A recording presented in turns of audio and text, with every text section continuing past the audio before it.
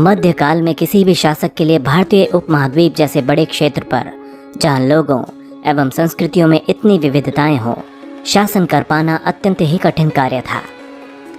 अपने से पिछले शासकों के विपरीत मुगलों ने एक साम्राज्य की स्थापना की और वो कार्य पूरा किया जो अब तक केवल छोटी अवधियों के लिए ही संभव माना जाता था। 16वीं सदी के उत्तरार्ध से इन्होंने दिल्ली और आगरा से अपने राज्य का विस्तार शुरू किया और 17वीं शताब्दी में लगभग संपूर्ण महाद्वीप पर अधिकार प्राप्त कर लिया। उन्होंने प्रशासन के ढांचे तथा शासन संबंधी जो विचार लागू किए वे उनके राज्य के पतन के बाद भी टिके रहे। ये एक ऐसी राजनैतिक धरोहर थी जिसके प्रभाव से उपमहाद्वीप में उनके पश्चात आने वाले शासक भी अपने को अछूता न रख सके। आज भारत के प्रधानमंत्री स्वतंत्रता दिवस पर मुगल शासकों के निवास स्थान दिल्ली के लाल किले की प्राचीर से राष्ट्र को संबोधित करते हैं। मुगल कौन थे? दरअसल मुगल 2 शासकों के वंशज थे। माता की ओर से वे मंगोल शासक चंगेज खां से संबंध रखते थे, जो चीन और मध्य एशिया के कुछ भागों पर राज किया करता था। पिता की ओर से वे ईरान, इराक व वर्तमान तुर्की के शासक तैमूर के वंशज थे, जिसकी मृत्यु 1404 में हुई थी। परंतु मुगल अपने को मुगल या मंगोल कहलवाना पसंद नहीं करते थे। ऐसा इसलिए था क्योंकि चंगेज खां से जुड़ी स्मृतियां सैकड़ों व्यक्तियों के नरसंहार से संबंधित थी। यही स्मृतियां मुगलों के प्रतियोगियों उज़्बेकों से भी संबंधित थी। दूसरी तरफ मुगल तैमूर के वंशज होने पर गर्व का अनुभव करते थे, ज़्यादा इसलिए क्योंकि उनके इस पूर्वज ने 1398 में दिल्ली पर कब्जा कर लिया था। मुगल सैन्य अभियान। प्रथम मुगल शासक बाबर ने जब 1494 में फरगना राज्य का उत्तराधिकार प्राप्त किया तो उसकी उम्र केवल 12 वर्ष थी। मंगोलों की दूसरी शाखा उज़्बेकों के आक्रमण के कारण उसे अपनी पैतृक गद्दी छोड़नी पड़ी थी। अनेक वर्षों तक भटकने के बाद उसने 1504 में काबुल पर कब्जा कर लिया। उसने 1526 में दिल्ली के सुल्तान इब्राहिम लोदी को पानीपत में हराया और दिल्ली तथा आगरा को अपने कब्जे में ले लिया। मुगलों के सम्राट और उनसे जुड़ी प्रमुख घटनाएं। बाबर 1526 से 1530। बाबर ने 1526 में पानीपत के मैदान में इब्राहिम लोदी एवं उसके अफगान समर्थकों को हराया था। 1527 में खानूवा में राणा सांगा राजपूत राजाओं और उनके समर्थकों को हराया।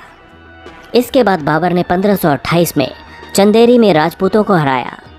अपनी मृत्यु से पहले दिल्ली और आगरा में मुगल नियंत्रण स्थापित किया।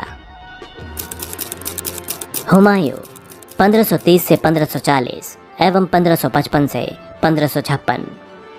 हुमायूं ने अपने पिता की वसीयत के अनुसार जायदाद का बंटवारा किया था। प्रत्येक भाई को एक एक प्रांत मिला। उसके भाई मिर्ज़ा कामरान की महत्वाकांक्षाओं के कारण हुमायूं अपने अफगान प्रतिद्वंदियों के सामने फीका पड़ गया। शेर खां ने उसे 2 बार हराया, 1539 में चौसा में और 1540 में कन्नौज में। इन पराजयों ने उसे ईरान की ओर भागने को मजबूर कर दिया। ईरान में हुमायूं ने सफाविद शाह की मदद ली। उसने 1555 में दिल्ली पर पुनः कब्जा कर लिया, परंतु अगले ही साल एक इमारत में एक दुर्घटना के दौरान उसकी मृत्यु हो गई। अकबर 1556 से 1605 तक।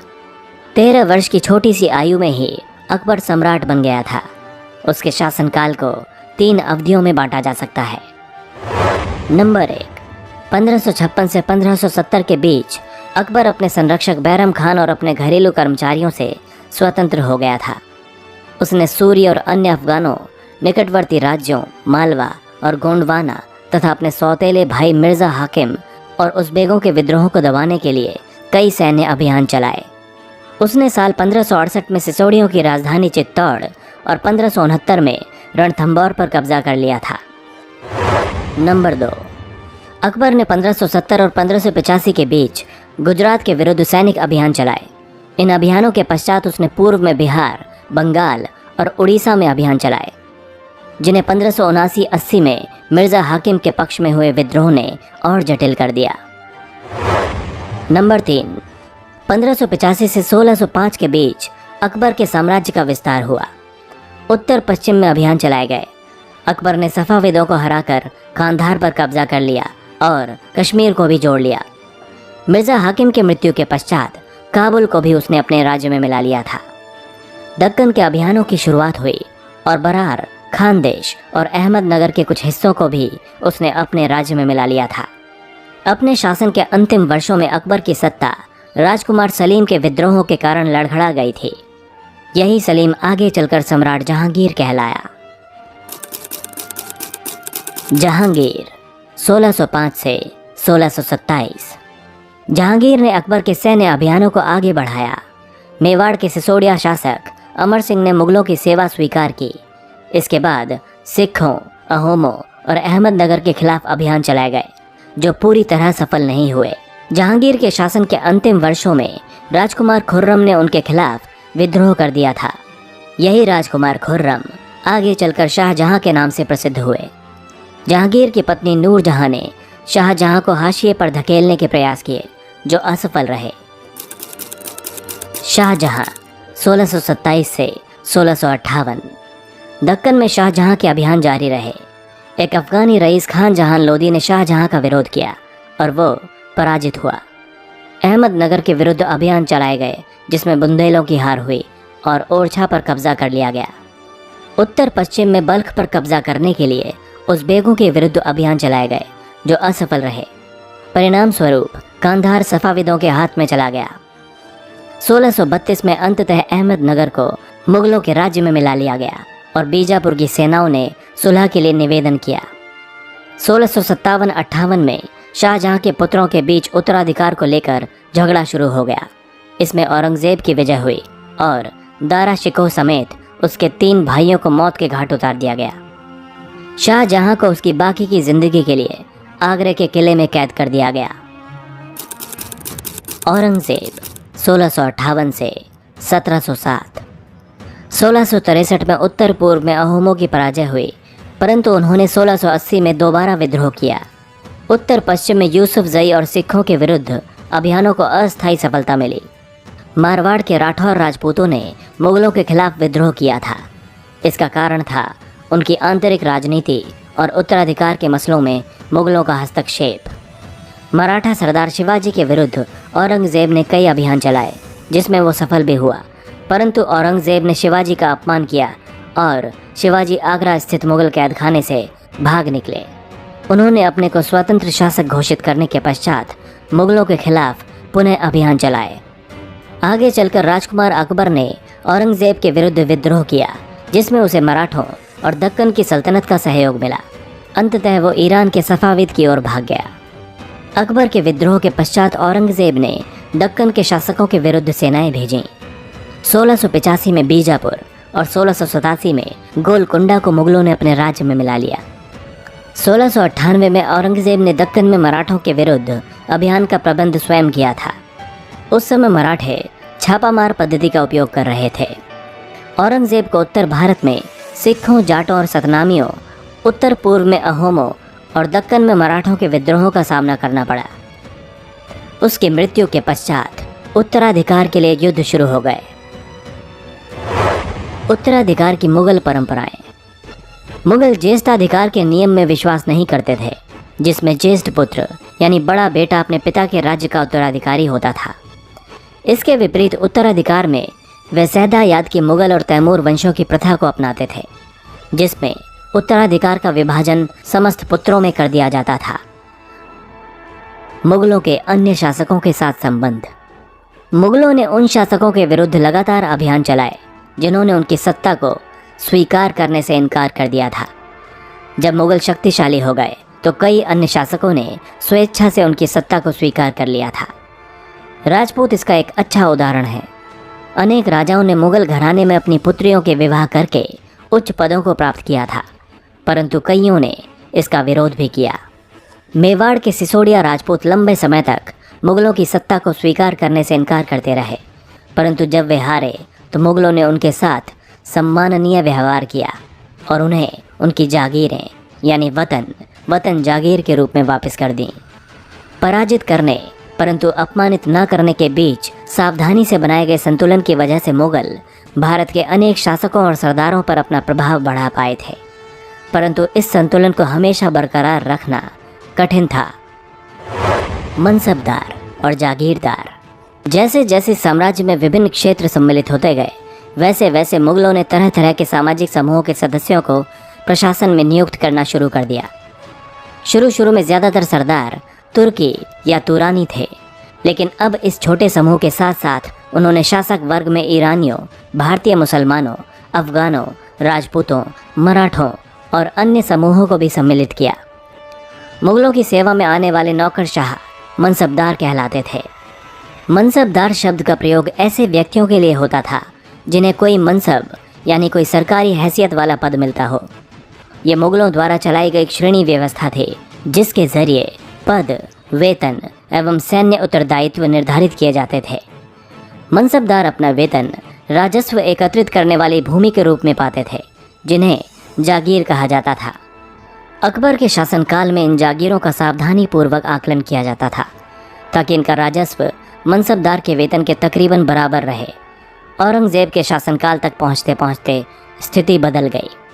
अब प्राप्त राजस्व मनसबदार के वेतन से बहुत कम था। मनसबदारों की संख्या में भी अत्यधिक वृद्धि हुई, जिसके कारण उन्हें जागीर मिलने से पहले एक लंबा इंतज़ार करना पड़ता था। इन सभी कारणों से जागीरों की संख्या में कमी हो गई। फलस्वरूप कई जागीरदार जागीर रहने पर ये कोशिश करते रहे कि वे जितना राजस्व वसूल कर सकें कर लें। अपने शासनकाल के अंतिम वर्षों में औरंगजेब इन परिवर्तनों पर नियंत्रण नहीं रख पाया। इस कारण किसानों को अत्यधिक मुसीबतों का सामना करना पड़ा। जब्त और जमींदार। मुगलों की आमदनी का प्रमुख साधन किसानों की उपज से मिलने वाला राजस्व था। अधिकतर स्थानों पर किसान ग्रामीण कुलीनों यानी कि मुखिया तथा स्थायी सरदारों के माध्यम से राजस्व देते थे। समस्त मध्यस्थों के लिए, चाहे वे स्थानीय ग्राम के मुखिया हो या फिर शक्तिशाली सरदार हों, मुगल एक ही शब्द जमींदार का प्रयोग करते थे। अकबर के राजस्व मंत्री टोडरमल ने 10 साल 1570 से 1580 की कालावधि के लिए कृषि की पैदावार, कीमतों और कृषि की भूमि का सावधानी पूर्वक सर्वेक्षण किया। इन आंकड़ों के आधार पर प्रत्येक फसल पर नकद के रूप में कर यानी राजस्व निश्चित किया गया था। प्रत्येक सूबे को राजस्व मंडलों में बांटा गया और प्रत्येक की हर फसल के लिए राजस्व दर की अलग अलग सूची बनाई गई। राजस्व प्राप्त करने की इस व्यवस्था को जब्त कहा जाता था। ये व्यवस्था उन स्थानों पर प्रचलित थी जहां पर मुगल प्रशासनिक अधिकारी भूमि का निरीक्षण कर सकते थे और सावधानी पूर्वक उनका हिसाब रख सकते थे। ऐसा निरीक्षण गुजरात और बंगाल जैसे प्रांतों में संभव नहीं हो पाया। कुछ क्षेत्रों में जमींदार इतने शक्तिशाली थे कि मुगल प्रशासकों द्वारा शोषण किए जाने की स्थिति में वे विद्रोह कर सकते थे। कभी कभी एक ही जाति के जमींदार और किसान मुगल सत्ता के खिलाफ मिलकर विद्रोह कर देते थे। 17वीं शताब्दी के आखिर से ऐसे किसान विद्रोहों ने मुगल साम्राज्य के स्थायित्व को काफ़ी चुनौती दी। अकबर की नीतियाँ। प्रशासन के मुख्य अभिलक्षण अकबर ने निर्धारित किए थे और इनका विस्तृत वर्णन अबुल फजल की अकबरनामा विशेषकर आईने अकबरी में मिलता है। अबुल फजल के अनुसार साम्राज्य कई प्रांतों में बटा हुआ था जिन्हें सूबा कहा जाता था। सूबों के प्रशासक सूबेदार कहलाते थे जो राजनीतिक तथा सैनिक दोनों प्रकार के कार्यों का निर्वाह करते थे। प्रत्येक प्रांत में एक वित्तीय अधिकारी भी होता था जो दीवान कहलाता था। कानून और व्यवस्था बनाए रखने के लिए सूबेदार को अन्य अफसरों का सहयोग प्राप्त था, जैसे कि बख्शी यानी सैनिक वेतन अधिकारी, सदर यानी धार्मिक कार्यों वाला मंत्री, फौजदार यानी सेना नायक और कोतवाल यानी नगर का पुलिस अधिकारी। अकबर के अभिजात बड़ी सेनाओं का संचालन करते थे और बड़ी मात्रा में राजस्व खर्च करते थे। जब तक वे वफादार रहे, साम्राज्य का कार्य सफलतापूर्वक चलता रहा। परंतु 15वीं सदी के अंत तक कई अभिजातों ने अपने स्वतंत्र ताने बाने बुन लिए थे।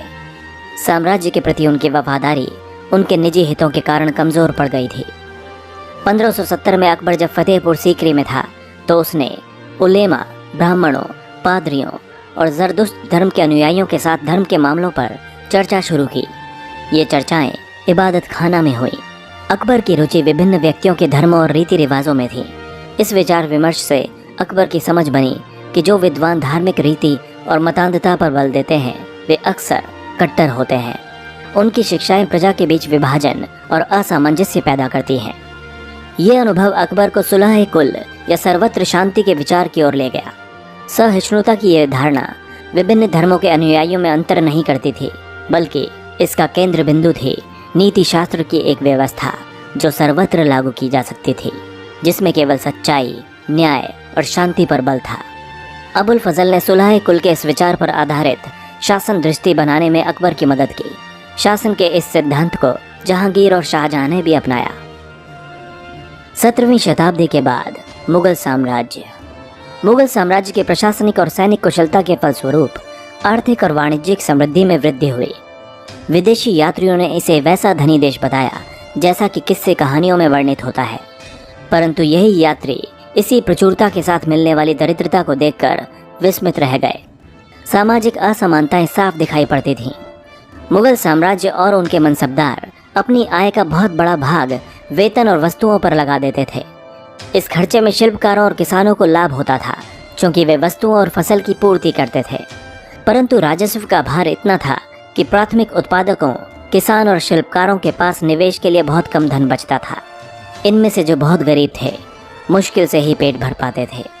ऐसी अर्थव्यवस्था में ज्यादा धनी किसान, शिल्पकारों के समूह, व्यापारी और महाजन ज्यादा लाभ उठाते थे।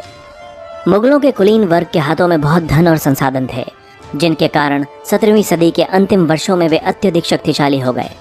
जैसे जैसे मुगल सम्राट की सत्ता पतन की ओर बढ़ती गई, वैसे वैसे विभिन्न क्षेत्रों में सम्राट के सेवक स्वयं ही सत्ता के शक्तिशाली केंद्र बनने लगे। इनमें से कुछ ने नए वंशों की स्थापना की और हैदराबाद व अवध जैसे प्रांतों में अपना नियंत्रण जमा लिया। हालांकि वे दिल्ली के मुगल सम्राट को स्वामी के रूप में मान्यता देते रहे, लेकिन फिर भी 18वीं शताब्दी तक साम्राज्य के कई प्रांत अपनी स्वतंत्र राजनैतिक पहचान बना चुके थे।